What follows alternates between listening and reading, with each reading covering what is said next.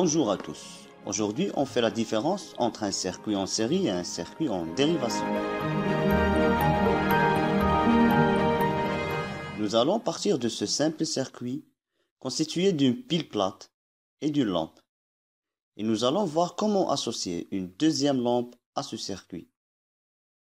Étudions la première possibilité. Nous allons tout simplement pour cela ouvrir le circuit, la lampe 1 s'éteint, et introduire la deuxième lampe en ajoutant un seul fil.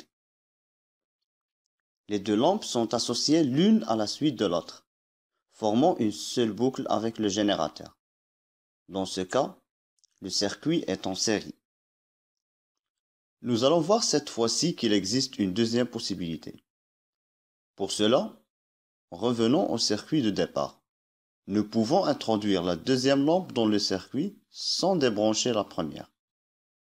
La lampe ajoutée au montage sera branchée entre les deux bornes de l'autre lampe et on se servira, dans ce cas, de deux fils de connexion. On remarque que, au lieu d'avoir une seule boucle, on a maintenant deux boucles. Dans ce cas-là, on parle de circuit en dérivation. Nous allons maintenant étudier les deux circuits en parallèle pour mieux en comprendre les différences. Dans le circuit en série, celui du gauche, nous voyons que la pile et les deux lampes sont branchées les unes à la suite des autres. Voici maintenant le schéma de ce circuit. Nous retrouvons bien que le schéma ne contient qu'un seul rectangle représentant la seule boucle du circuit. Intéressons-nous cette fois-ci au deuxième montage, celui du droite, c'est-à-dire le circuit en dérivation. Nous voyons cette fois-ci que les deux lampes ne sont pas situées une à la suite de l'autre. Il y a plusieurs boucles.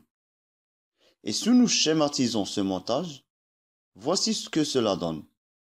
Nous retrouvons bien sur le schéma les différentes boucles.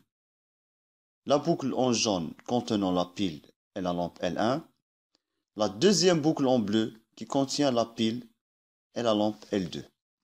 Étudions maintenant ce que se passe dans chaque circuit lorsque une des lampes est défaillante. Pour simuler le non-fonctionnement d'une lampe, nous allons tout simplement la dévisser. Dans le montage en série, on constate que les deux lampes s'éteignent.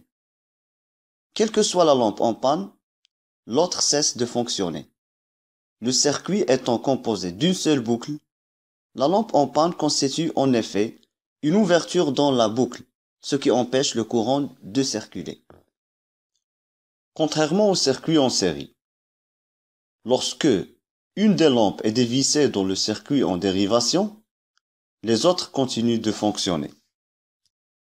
En fait, chaque boucle constitue un circuit indépendant. Si l'un des boucles est ouvert, cela n'empêche pas le courant de circuler dans les autres.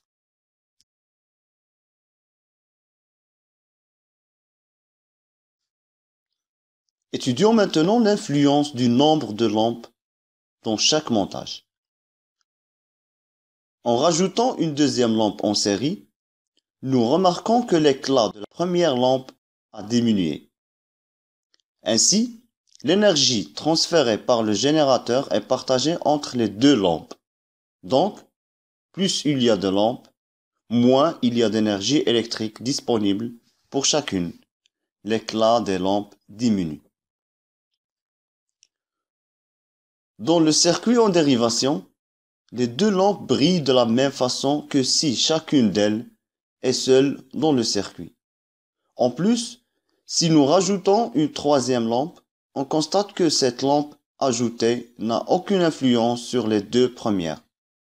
Leur fonctionnement est indépendant.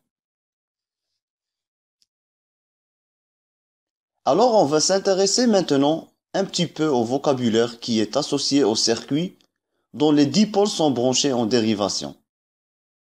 Dans ce circuit en dérivation, on constate que les deux fils reliant la lampe L2 au circuit sont reliés sur les deux fils qui sont déjà branchés sur les bornes de L1. Sur le schéma, cela est représenté ainsi, par ces deux embranchements que l'on appelle des nœuds. Donc, lorsqu'on branche un fil sur un autre fil déjà branché sur la borne d'un dipôle, on crée un nœud. Les nœuds sont en général désignés par des lettres et ne sont présents que dans les circuits en dérivation. On va nommer le premier nœud A et le deuxième sera noté B. Entre ces deux nœuds A et B, on constate qu'il existe trois portions de circuit que l'on appelle des branches. Avec cette portion-là, celle-ci et celle-là, que l'on retrouve aussi sur le schéma.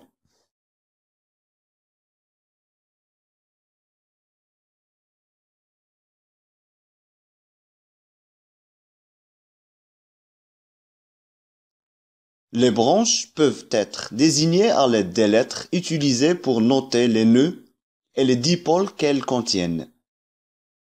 Représentons ces branches en couleur. La première branche représentée en rouge contient la pile. Elle sera notée A, P, B. Elle est dite principale comme elle contient le générateur. La deuxième, celle représentée en bleu, comporte la lampe L1. Elle sera notée AL1B. La branche en vert, celle comportant la lampe L2, sera notée AL2B. Ces deux dernières branches, qui ne contiennent que des récepteurs, sont appelées des branches dérivées. Pour terminer, étudions maintenant le comportement de l'interrupteur du courant dans les deux types de circuits. Dans un circuit en série, l'interrupteur commande le fonctionnement de toutes les lampes présentes dans le circuit, quelle que soit sa position dans le montage.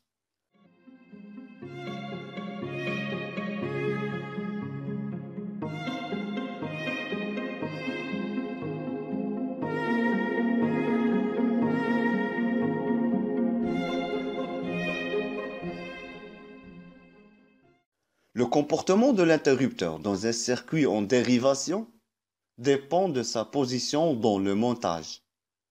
Placé dans la branche principale, l'interrupteur commande le fonctionnement de toutes les lampes du circuit. Placé dans une branche dérivée, il ne commande que la lampe présente dans la même branche.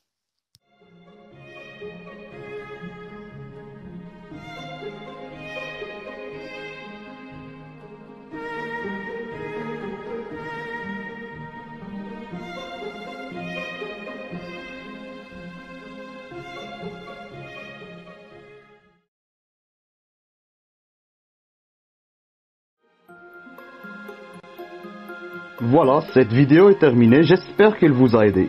Je vous dis à très bientôt pour le prochain chapitre. Salut!